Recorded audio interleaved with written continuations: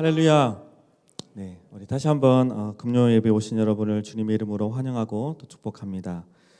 오늘 말씀의 제목이 주님의 마음을 품으라입니다. 여러분, 주님을 믿는 성도라면 누구든지 당연히 그리스도의 마음을 품어야 합니다. 오늘 말씀 5절을 함께 잠깐 보겠습니다. 5절을 함께 읽을까요? 네, 읽겠습니다. 시작. 너희 안에 이 마음을 품으라. 곧 그리스도 예수의 마음이니. 네.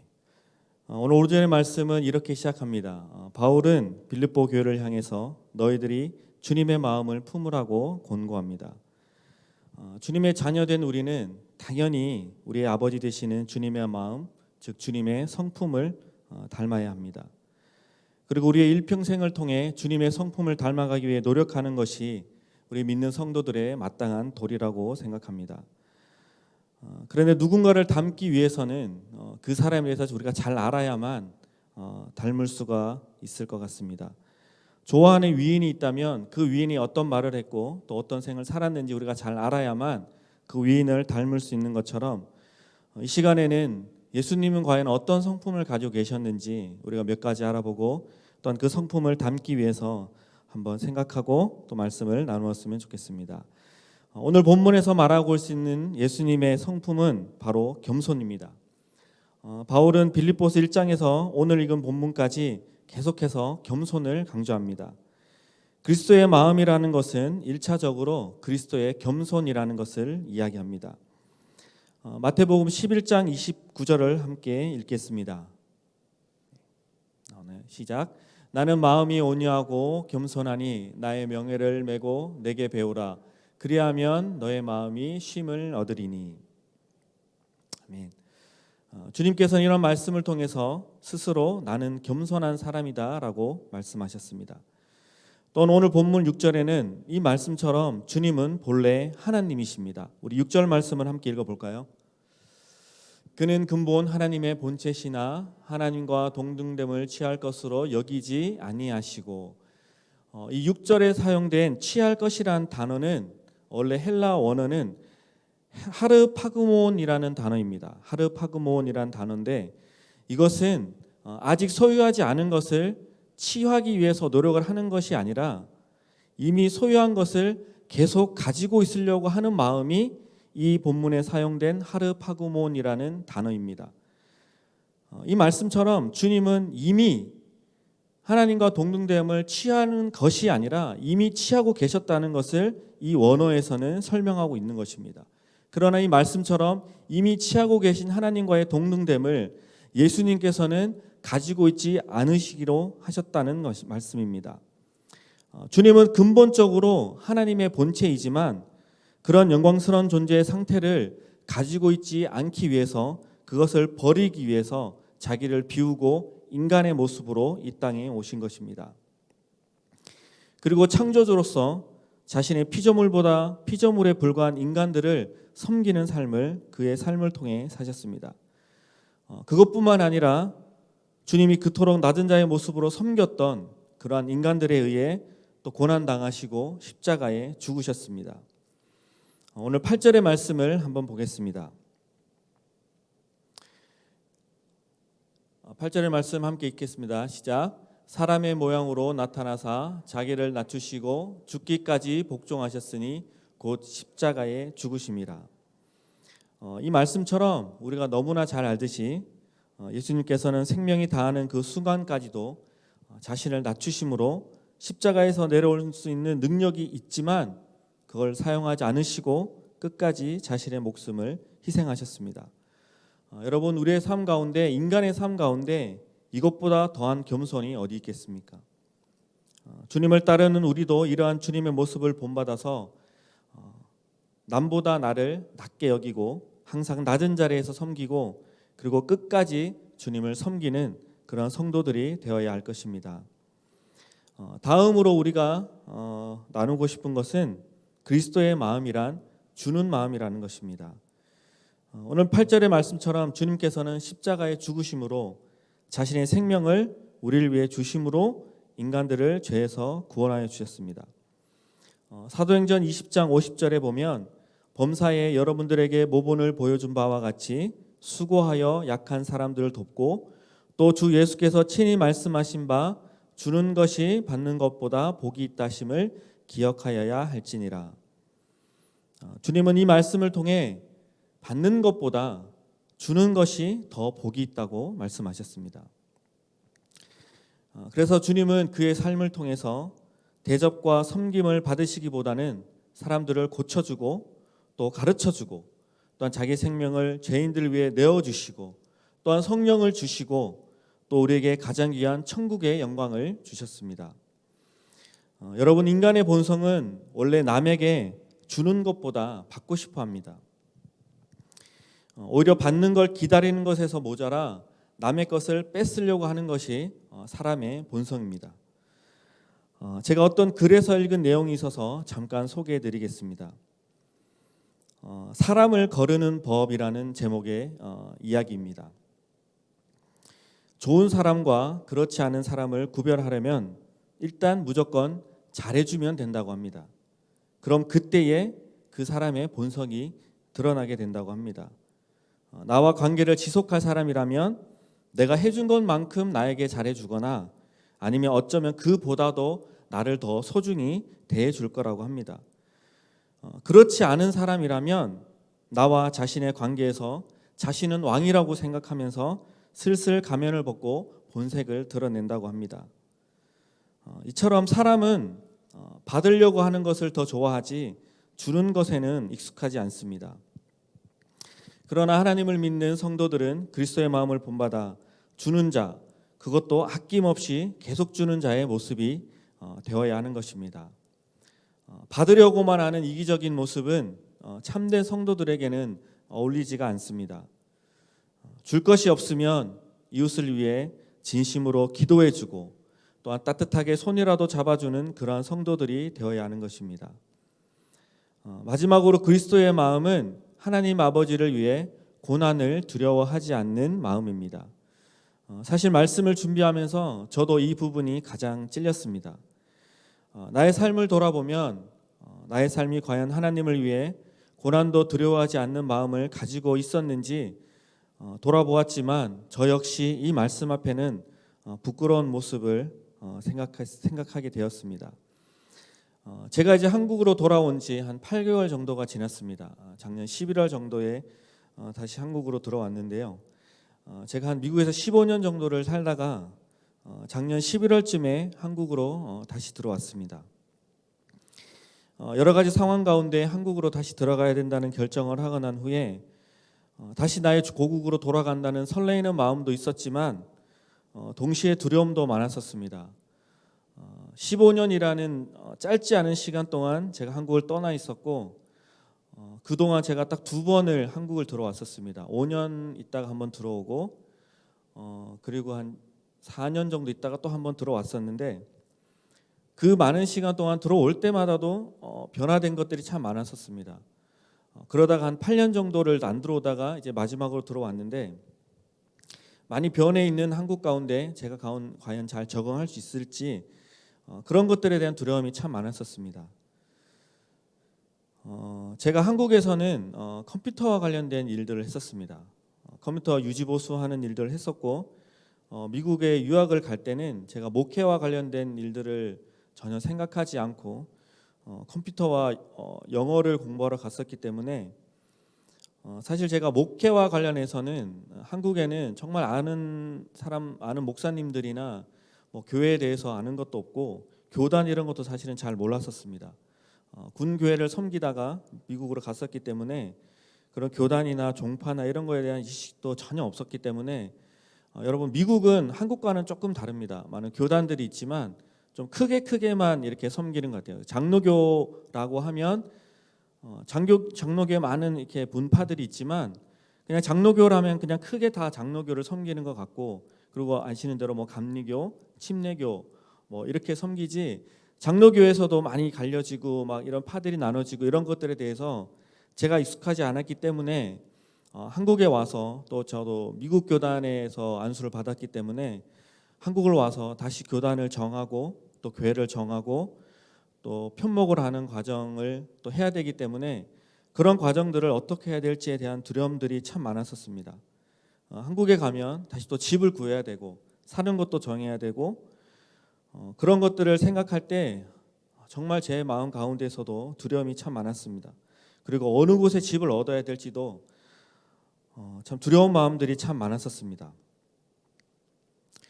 그렇지만 이 모든 것이 하나님의 계획임을 믿고 믿음으로 또 짐을 싸고 이삿짐을 보내고 그리고 또 비행기를 타고 한국으로 들어왔습니다.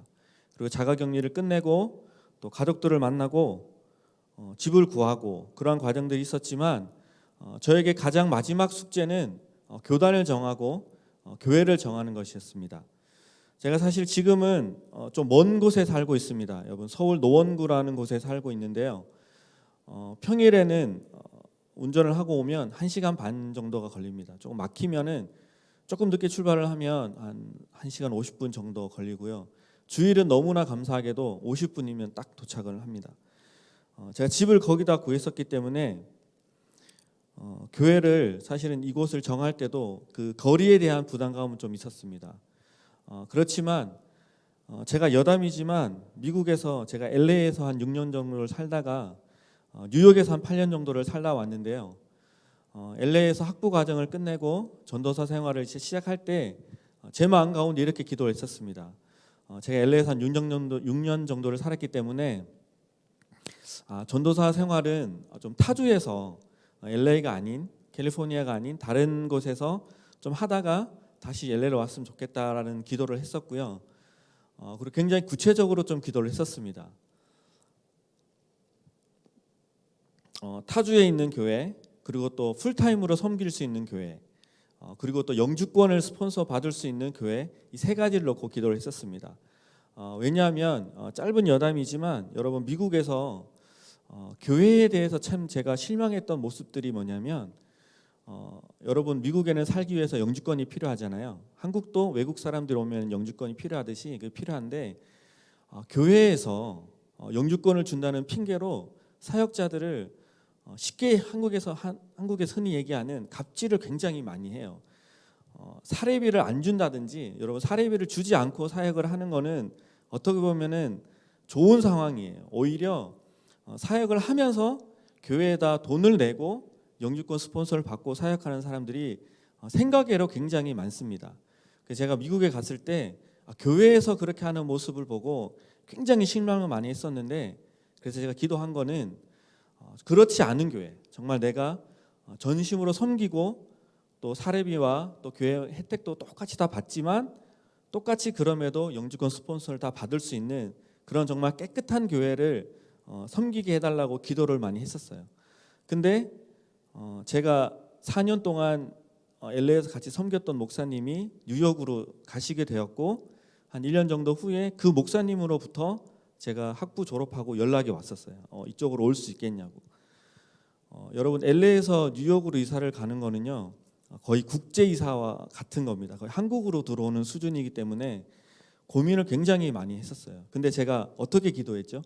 풀타임 그리고 타주 그리고 영주권까지. 왜냐하면 그 교회가 감리교 중에는 미국 한인교회 감리교 중에는 가장 큰 교회였어요. 미국에서 한 2,000명 정도 되는 교회였는데 그 정도 교회면은 여러분 그런 나쁜 짓을 사실은 할 수가 없어요. 왜냐하면 다 모든 것이 보고가 되기 때문에 정식으로 모든 절차를 합법적으로 하는 교회였기 때문에 이 세 가지가 제가 기도했던 거와 딱 맞잖아요.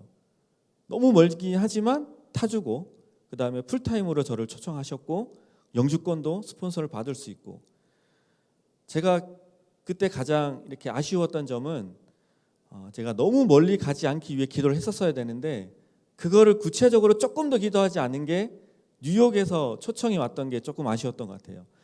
캘리포니아나 뭐 아리조나, 텍사스 약간 서부 쪽에 있는 교회들 놓고 기도를 했었으면 아마 하나님이 그렇게 해주셨을 것 같아요. 그렇지만 제가 막연히 타주라고 했기 때문에 아마 뉴욕에서 초청이 오고 그렇게 하나님께서 응답해 주셨던 것 같아요. 그래서 너무 멀었지만 제가 저의 기도의 응답이라 생각하고 그렇게 해서 뉴욕으로 가서 섬기고 그렇게 했었던 것 같습니다. 제가 왜 이 말을 하냐면요. 제가 한국으로 들어오면서 제 나름대로 기도했던 것이 있습니다. 제가 아까 말씀드렸듯이 대형교회도 선교받고 LA 있을 때는 한 500명 정도 되는 중형교회, 그러니까 한국과는 좀 많이 다르거든요. 미국은 500명 정도면 중형교회라고 하고요. 1000명 정도가 넘으면 대형교회라고 합니다. 그리고 5000명 정도가 넘는 교회가 한인교회 중 한 5군데가 있는데 거기는 이제 메가철치라고 해요. 근데 그런 교회가 많이 없는데 제가 그 이후에 한 200명 정도 성도님 되는 교회도 선교받고 했는데 제 마음 가운데는 한 100명에서 200명 정도님의 성도님들과 함께 사역했던 게 가장 행복했던 것 같아요. 성도님들이 너무 많으면은 잘 모르기도 하고요. 이런 교제도 많이 할 수 없는데 한 그 정도 인원이면은 참 아름답게 사역을 했었던 것 같아요. 그래서 제가 그 기억이 있어서 한국을 가게 되면 하나님 또 한 100명에서 성도님들 200명 정도 되는 교회에서 정말 가족처럼 함께 기도해주고 함께 찬양하고 함께 말씀을 나눌 수 있는 그런 교회였으면 참 좋겠다라는 기도를 했었어요. 근데 제가 말씀드렸듯이 그것만 기도하고 다른 거는 전혀 기도를 하지 않았기 때문에 하나님께서 목사님을 통해서 이 교회에 또 같이 함께 섬기면서 앞으로의 일들을 한번 이렇게 기도하면서 좀 했으면 좋겠다라고 얘기를 해주셨을 때 제가 생각했던 그런 기도와 또 너무 잘 맞아서 사실은 또 여담이지만 제가 15년 전에 미국을 갈 때 제가 섬겼던 군교회의 담임 목사님이 지금 박영수 목사님이셨어요. 그래서 제가 한국에서 마지막으로 섬겼던 교회의 담임 목사님이셨기도 했고 저는 정말 생각지도 않았는데 한국에 들어와서 잠깐 인사드리러 왔다가 함께 뵙게 되고 기도하는 중에 이 교회로 오게 돼서 제 마음 가운데는 사실은 얼마나 감사하고 또 얼마나 기쁜지 모릅니다. 또 이렇게 오니까 성도님들이 너무 다 사랑도 많으시고 정말 믿음도 좋으시고 그래서 지난주에 저도 함께 예배를 드리면서 그 목사님의 말씀을 들으면서 너무 감사했었습니다. 저는 개인적으로 정말 하나님께서 이 교회에 또 내가 함께 사역하게 하시고 또 성도님들과 함께 또 이렇게 사역을 할 수 있는 그런 기회를 주시고 제가 이 교회에 왔다라는 게 너무너무 감사하고 너무너무 좋았었습니다. 그래서 저도 지난주에 참 많이 은혜를 받았었습니다.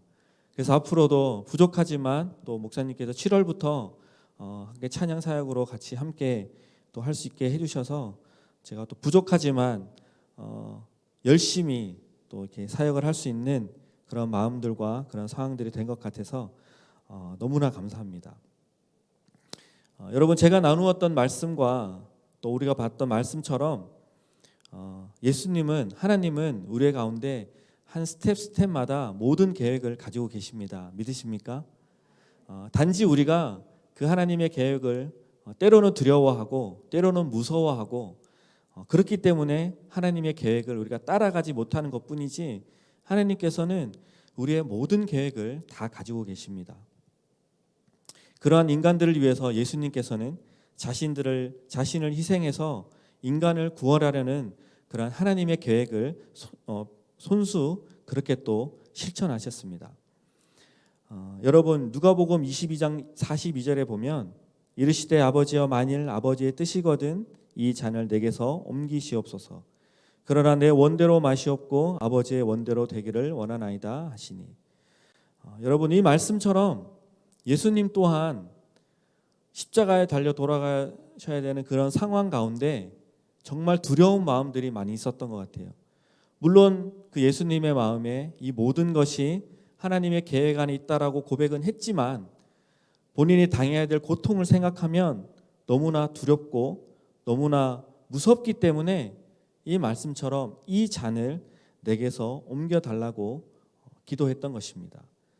그러나 그 뒤이어 예수님의 고백처럼 예수님께서는 그러한 자신의 두려움조차도 하나님의 뜻에 맡기는 믿음을 또 보이셨던 것입니다.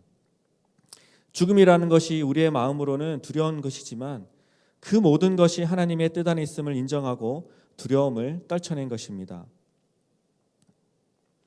베드로전서 2장 21절에 보면 이를 위하여 너희가 부르심을 받았으니 그리스도도 너희를 위하여 고난을 받으사 너희에게 본을 끼쳐 그 자체를 따라오게 하려 하셨느니라. 여러분, 예수님은 하나님 아버지의 뜻을 이루기 위해서는 그것을 위해서 받는 고난을 조금 더 두려워하지 않았습니다.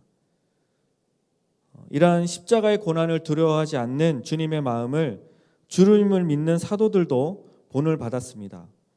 우리가 잘 알듯이 야고보, 요한, 또한 베드로도 어떠한 협박에도 굴하지 않고 고난 중에 복음을 전했습니다. 바울도 수많은 고난을 감당하며 복음을 전했습니다. 성경에서는 오직 야고보의 죽음만을 기록하고 있습니다. 우리 사도행전 12장을 함께 보겠습니다. 시작. 그때에 헤롯 왕이 손을 들어 교회 중에서 몇 사람을 헤아려 하여 요한의 형제 야고보를 칼로 죽이니. 이 말씀을 보면 헤롯에 의해 칼로 죽었다라고 되어 있는데 이것은 칼로 참수를 당했다는 것입니다. 그리고 또한 여러 학자들의 또한 전통적으로 전해진 것에 따르면 여러분, 베드로는 로마에서 십자가에 거꾸로 달려서 처형되었습니다. 마태는 에티오피아에서 칼에 맞은 부상 때문에 고통을 받으며 순교했습니다. 그리고 예수님의 형제 야고보는 예루살렘 교회 지도자였습니다. 그가 그리스도에 대한 믿음을 끝까지 부인하지 않자 성전의 남동쪽 꼭대기에서 그를 밑으로 던졌습니다. 또한 그의 원수들은 야고보가 추락 후에도 죽지 않은 것을 발견하고 곤봉으로 때려서 죽였다고 합니다. 그 이외에도 전통적으로 사도들을 비롯한 예수님의 제자들은 그냥 죽은 사람이 없습니다.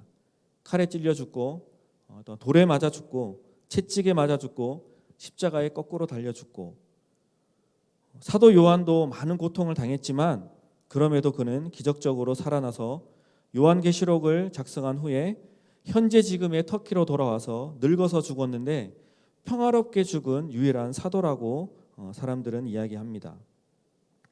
여러분, 물론 이러한 사도들의 죽음이 증거들이 충분하다는 것은 아니지만 전통적으로 이렇게 내려오고 있습니다.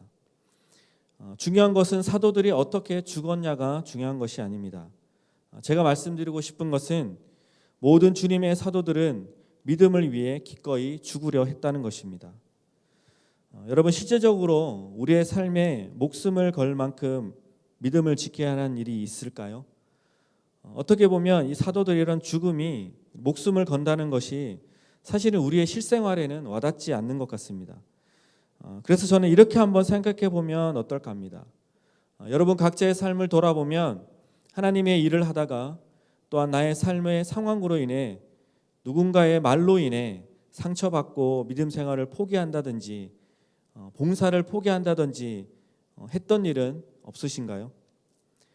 주님을 따르는 자녀라면, 이것이 하나님의 복음을 위한 일이라면 어떠한 상황이나 말씀에도 흔들리지 말고 죽으면 죽으리라는 심정으로 교회를 지키고 그렇게 믿음을 지켜야 하는 것입니다.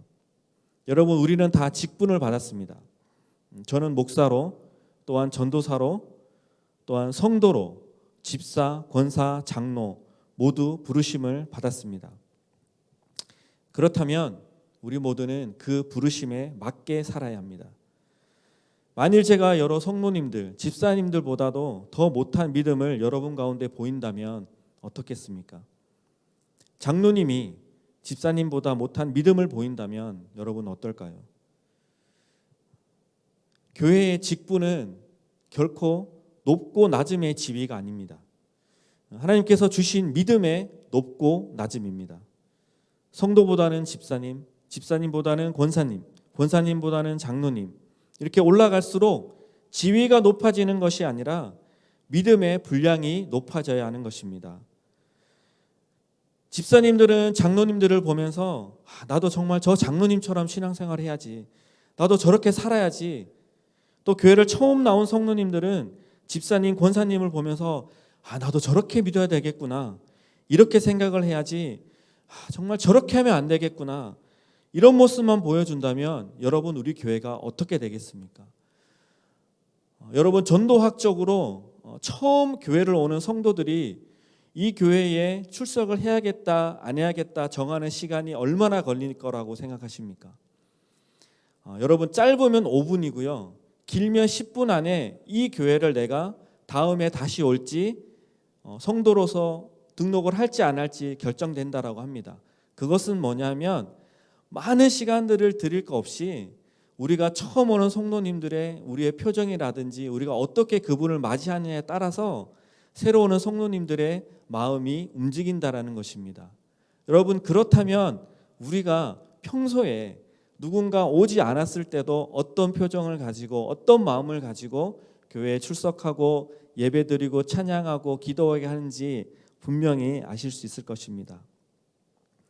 여러분, 우리가 부모 자식 간에도 자녀들이 정말 나도 우리 부모님처럼 살아야지, 정말 저런 아버지, 저런 할아버지가 되면 좋겠다라는 이런 모습을 보여야지 자녀들의 마음 가운데 정말 나는 우리 아빠처럼은 살지 않을 거야, 우리 엄마처럼은 살지 않을 거야, 이런 마음을 심어준다면 우리의 삶이 과연 얼마나 부끄럽겠습니까?